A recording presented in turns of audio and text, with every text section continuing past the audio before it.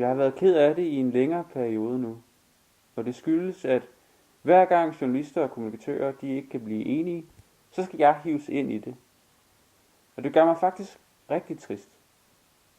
Det er rigtig mange år siden, at jeg var en ond hersker, og det er faktisk noget, jeg prøver at lægge bag mig. Og alligevel, så bliver jeg brugt som det her mørke skræmme eksempel på en, der er meget, meget ond. Og det rammer lige her. Jeg er jo også bare en helt almindelig mand, der står op om morgenen og tager min iltmaske på, går ned og handler, laver en kop kaffe, spiller noget klaver, ryger en smøg. Jeg prøver bare at få min dagligdag til at hænge sammen. Og jeg vil egentlig bare gerne have lov til at leve i fred.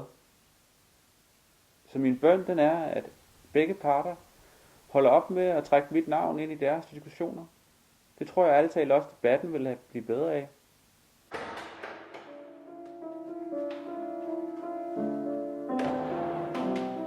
Tal pænt.